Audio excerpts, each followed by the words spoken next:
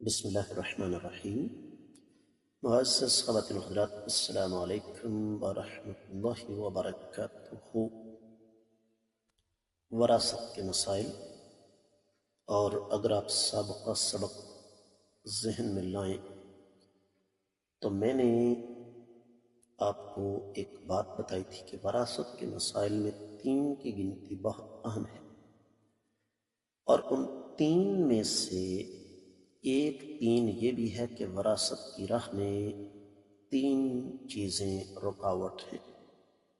ان میں سے آج ہم ایک چیز پڑھ رہے ہیں صحیح حدیث سے مبارکہ کی روشنی میں۔ مشکوٰۃ المصابیح کتاب البیوع، باب ہے وراثت کا، 3061ویں حدیث کتاب میں، اور تیسری ہے باب میں۔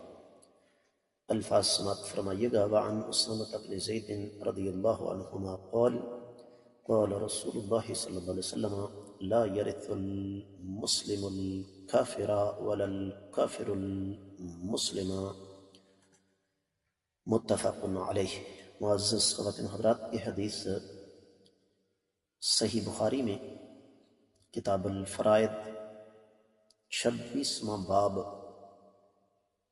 باب لا يرث المسلم الكافر ولا الكافر المسلم واذا اسلم قبل ان يقسم الميراث فلا ميراث له، 6764ویں حدیث میں ہے، 4283ویں بھی ہے، صحیح مسلم میں 4140ویں ہے، سنن ترمذی میں 2107ویں، سنن ابی داؤد میں 2909، سنن ابن ماجہ میں 2729 اور 30، موطأ امام مالک میں 390ویں حدیث ہے۔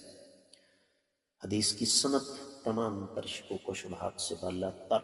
ترجمہ اس حدیث کا یہ ہے کہ سیدنا اسامہ بن زید رضی اللہ تعالیٰ عنہ سے روایت ہے کہ آقا علیہ السلام نے فرمایا، مسلمان کافر کا وارث نہیں ہو سکتا، اور کافر مسلمان کا وارث نہیں ہو سکتا۔ واضح سی بات ہے، کافر سے مراد غیر مسلم ہے، چاہے وہ یہودی اور عیسائی ہو یا کسی بھی دوسرے مذہب، ہندو، سکھ، بدھ، دہریہ، قادیانی، بہائی، بوذی وغیرہ سے تعلق رکھتا ہو۔ اور معزز خواتین و حضرات، وراثت کی راہ میں جو 3 چیزیں رکاوٹ ہیں، ان میں ایک اختلاف دین بھی ہے، کیونکہ وراثت کے لیے دین کا اتحاد شرط ہے۔ ایک مسلمان فوت ہو گیا، اگر اس کے 2 بیٹے ہیں، ایک مسلمان اور دوسرا کافر، تو کافر بیٹا اپنے مسلمان باپ کی جائیداد کا وارث نہیں ہوگا۔ یہ بات اچھی طرح ذہن نشین کر لیجیے۔ اور اگر کافر کو مسلمان کا وارث بنا لیا جائے تو اس سے بہت ساری قباحتیں سامنے آئیں گی، جن پر غور و فکر کرنے سے آپ کو بخوبی سمجھ آ جائے گی۔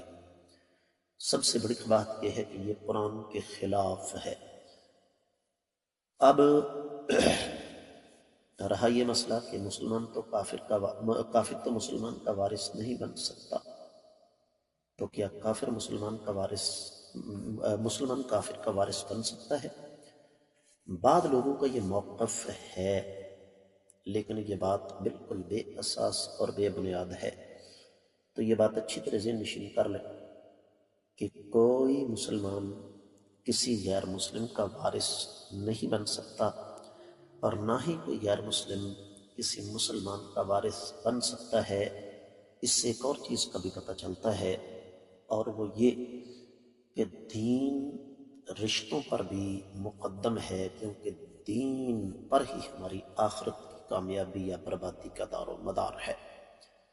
اس لیے ہمیں دین کو ترجیح دینی چاہیے۔